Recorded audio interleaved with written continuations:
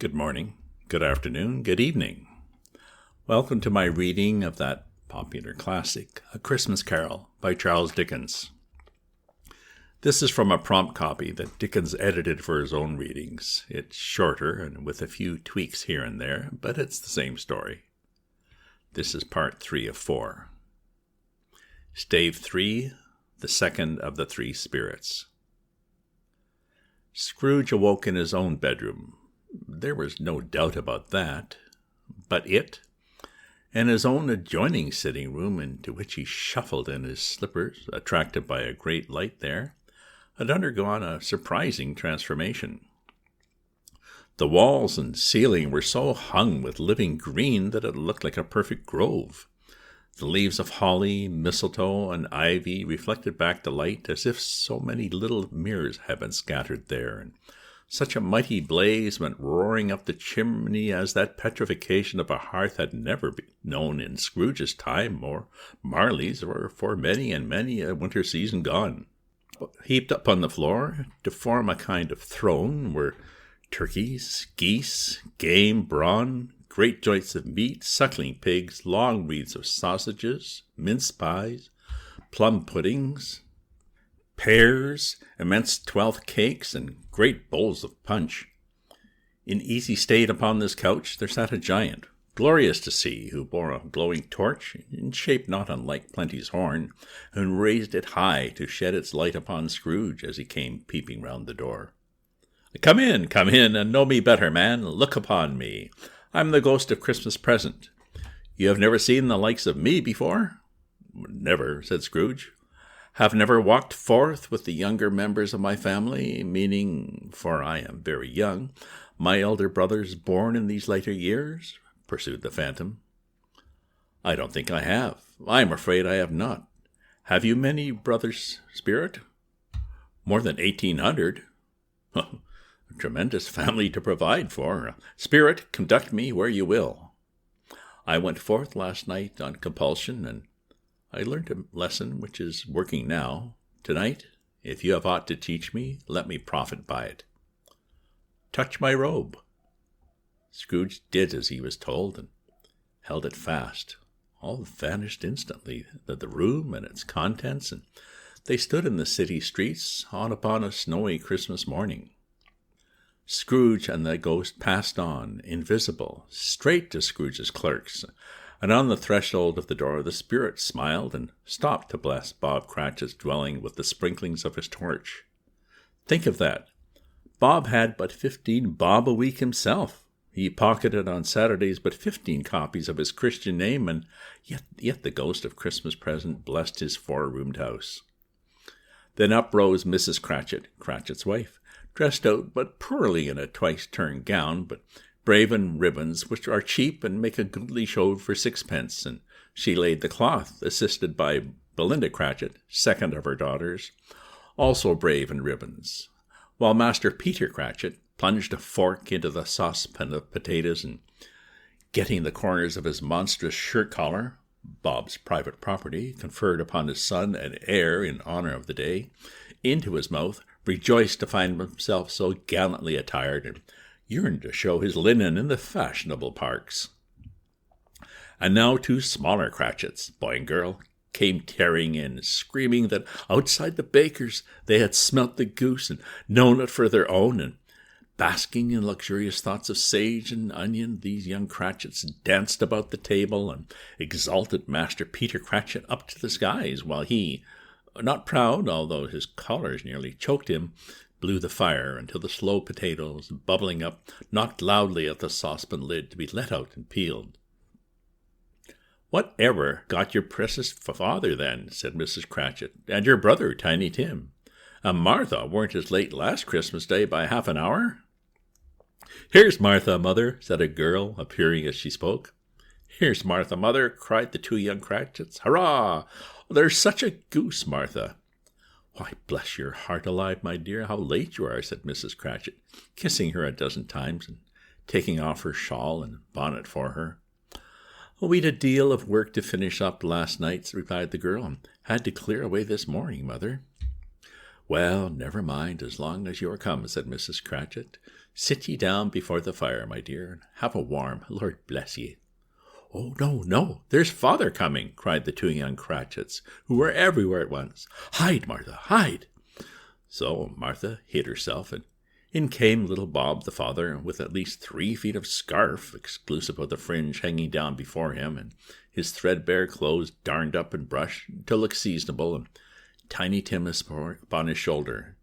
Alas for Tiny Tim, he bore a little crutch, and had his limbs supported by an iron frame.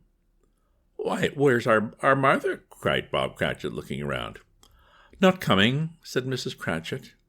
"Not coming," said Bob, with a sudden declension in his high spirits, for he had been Tim's blood horse all the way from church, and had come home rampant.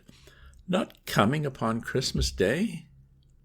Martha didn't like to see him disappointed, if it were only a joke, so she came out prematurely from behind the closet door and ran into his arms, while the two young Cratchits hustled Tiny Tim and bore him off into the washing-house, that he might hear the pudding singing in the copper. "And how did little Tim behave?" asked Mrs. Cratchit, when she had rallied Bob on his credulity, and Bob had hugged his daughter to his heart's content. "Oh, as good as gold," said Bob, and better. "Somehow he gets thoughtful, sitting by himself so much, and thinks the strangest things you ever heard. He told me, coming home, that he hoped the people saw him in the church because he was a cripple, and it might be pleasant to them to remember upon Christmas Day he who made lame beggars walk and blind men see." Bob's voice was tremulous when he told them this, and trembled more when he said that Tiny Tim was growing strong and hearty.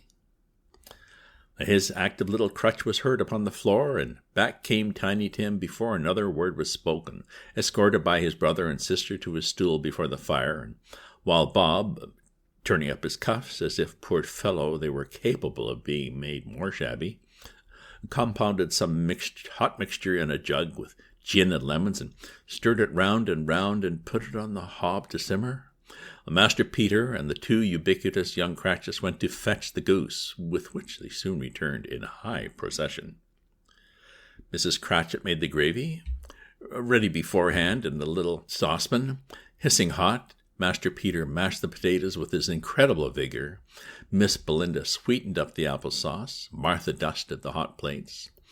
Bob took Tiny Tim beside him in a tiny corner of the table, and the two young Cratchits set chairs for everybody, not forgetting themselves, and, mounting guard upon their post, crammed spoons into their mouths, lest they should shriek for goose before their turn came to be helped. At last the dishes were set upon, and grace was said.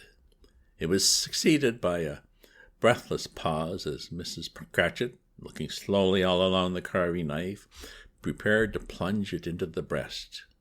But when she did, and when the long-expected gush of stuffing issued forth, one murmur of delight arose all around the board, and even Tiny Tim, excited by the two young Cratchits, beat on the table with the handle of his knife, and feebly cried, "Hurrah! There never was such a goose." Bob said he didn't believe there ever was such a goose cooked. Its tenderness and flavor, size, and cheapness were the themes of universal admiration. Eked out by the applesauce and mashed potatoes, it was a sufficient dinner for the whole family. Indeed, as Mrs. Cratchit said with great delight, surveying one small atom of a bone upon the dish, well, they hadn't ate it all at last.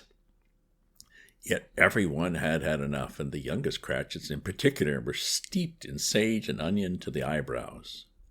But now, the plates being changed by Miss Belinda, Mrs. Cratchit left the room alone, too nervous to bear witness, to take the pudding up and bring it in.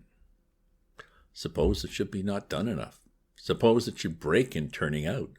Suppose somebody should have got over the wall of the backyard and stolen it while they were merry with the goose, a supposition at which the two young Cratchits became livid. All sorts of horrors were supposed. Hullo, a great deal of steam. The pudding was out of the copper. A smell like a washing day. That was the cloth. A smell like an eating house and a pastry cook's next door to each other, with a laundress's next door to that. Well, that was the pudding. In half a minute, Mrs. Cratchit entered, flushed but smiling proudly, with the pudding, like a speckled cannon ball, so hard and firm, blazing in half a quartern of ignited brandy, and bedight with Christmas holly stuck into the top.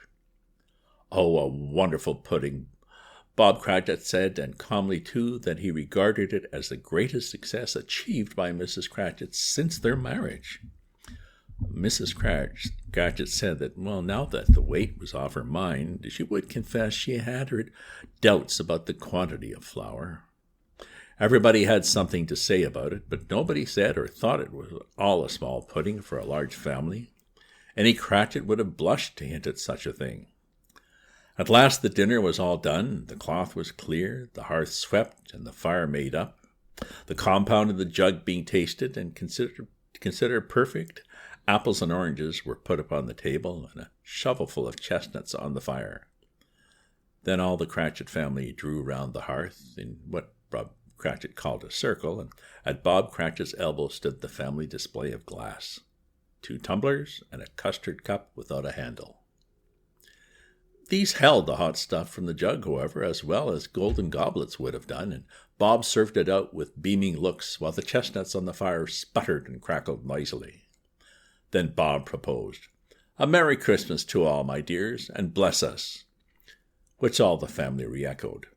"God bless us, every one," said Tiny Tim, the last of all.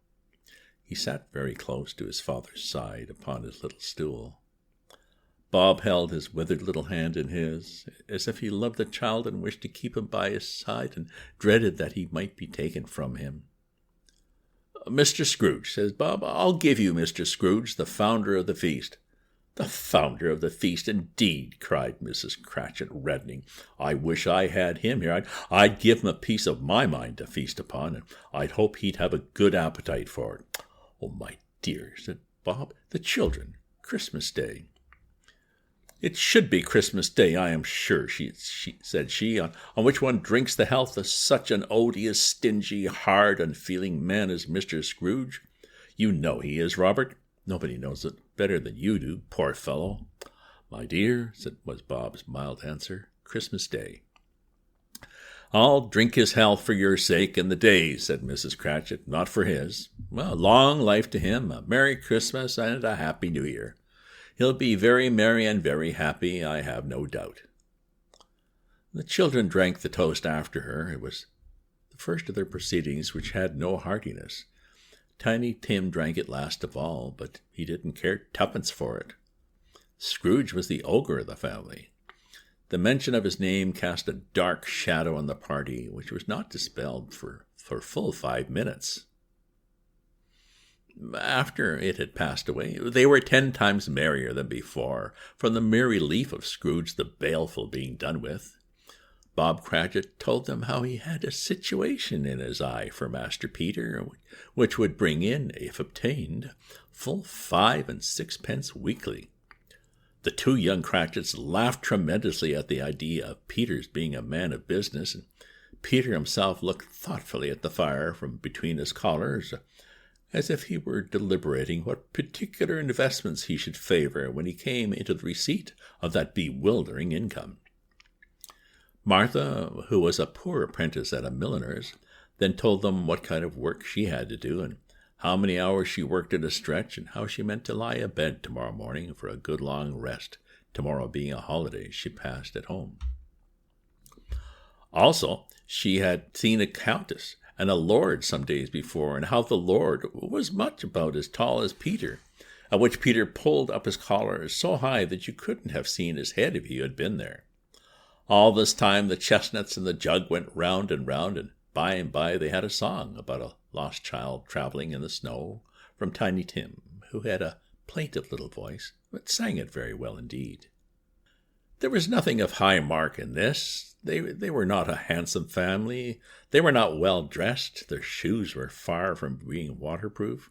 Their clothes were scanty, and Peter might have known, and really likely did, the inside of a pawnbroker's. But they were happy, grateful, pleased with one another, and contented with the time, and when they faded and looked happier yet in the bright sprinklings of the spirit's torch at parting, Scrooge had his eye upon them, especially on Tiny Tim, until the last.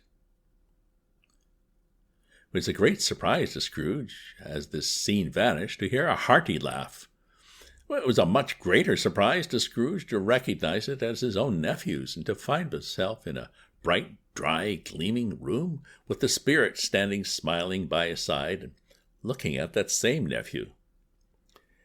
It is a fair, even-handed, noble adjustment of things that, while there is infection in disease and sorrow, there is nothing in the world so irresistibly contagious as laughter and good humor. When Scrooge's nephew laughed, Scrooge's niece, by marriage, laughed as heartily as he, and their assembled friends, being not a bit behind, laughed out lustily. "He said that Christmas was a humbug, as I live," cried Scrooge's nephew. "He believed it, too." "More shame for him, Fred," said Scrooge's niece indignantly. "Bless these women. They never do anything by halves. They are always in earnest." She was very pretty, exceedingly pretty, with a dimpled, surprised-looking, capital face, ripe little mouth, that seemed made to be kissed, as no doubt it was. All kinds of good little dots upon her chin that melted into one another when she laughed, and the sunniest pair of eyes you ever saw in any little creature's head. Altogether, she was what you would have called provoking, but satisfactory, too. Oh, perfectly satisfactory. "He's a comical old fellow," said Scrooge's nephew. "That's the truth. And not so pleasant as he might be. However, his offences carry their own punishment, and I have nothing to say against him. Who suffers by his ill whims? Himself, always. Here, he takes it into his head to dislike us, and he won't come and dine with us. What's the consequence? He didn't lose much of a dinner." "Oh, indeed, I think he loses a very good dinner," interrupted Scrooge's niece. Everybody else said the same, and they must be allowed to have been competent judges, because they had just had dinner, and with the dessert upon the table were clustered round the fire by lamplight. "Well, I'm very glad to hear it," said Scrooge's nephew, "because I haven't any great faith in these young housekeepers. What do you say, Topper?" Topper had clearly got his eye upon one of Scrooge's niece's sisters, for he answered that a bachelor was a wretched outcast who had no right to express an opinion on the subject. Whereat Scrooge's niece's sister, the plump one with the lace tucker, not the one with the roses, blushed. After tea, they had some music, for they were a musical family and knew what they were about when they sung a glee or a catch, I can assure you. Especially Topper, who could growl away in the bass like a good one and never swell the large veins in his forehead or get red in the face over it. But they didn't devote the whole evening to music. After a while they played at forfeits, for it is as good to be children sometimes, and never better than at Christmas, when its mighty founder was a child himself. There was first a game at blind man's buff, though, and I no more believe Topper was really blind than I believe he had eyes in his boots, because the way he went after that plump sister in the lace tucker was an outrage on the credulity of human nature. Knocking down the firearms, tumbling over the chairs, bumping into the piano, smothering himself among the curtains. Wherever she went, there went he. He always knew where the plump sister was. He wouldn't catch anybody else. If you had fallen up against him, as some of them did, and stood there, he would have made a feint of endeavoring to seize you, which would have been an affront to your understanding, and would have instantly sidled off in the direction of the plump sister. "Oh, here is a new game," said Scrooge. "1 half-hour, Spirit, only one." It was a game called Yes and No, where Scrooge's nephew had to think of something, and the rest must find out what. He only answered to their questions yes or no, as the case was. The brisk fire of questioning to which he was exposed elicited from him that he was thinking of an animal, a live animal, rather a disagreeable animal, a savage animal, an animal that growled and grunted sometimes and talked sometimes, that lived in London and walked about the streets, wasn't made a show of, wasn't led by anybody, didn't live in a menagerie, was never killed in a market, was not a horse or an ass or a cow or a bull or a tiger or a dog or a pig or a cat or a bear. At every fresh question that was put to him, this nephew burst into a fresh roar of laughter, and was so inexpressibly tickled that he was obliged to get up off the sofa and stamp. At last the plump sister, falling into a similar state, cried out, "I have found it out. I know what it is, Fred. I know what it is." "What is it?" cried Fred. "It's your Uncle Scrooge." Which it certainly was. Admiration was the universal sentiment, though some objected that the reply to "Is it a bear?" ought to have been yes. Uncle Scrooge had imperceptibly become so gay and light of heart that he would have pledged the unconscious company in return and thanked them in an audible speech, but the whole scene passed off, and he and the spirit were once again upon their travels. Suddenly, as they stood together in an open space, the bell struck 12. Scrooge looked about him for the ghost and saw it no more. As the last stroke ceased to vibrate, he remembered the prediction of old Jacob Marley, and, lifting up his eyes, beheld a solemn phantom, draped and hooded, coming like a mist along the ground towards him.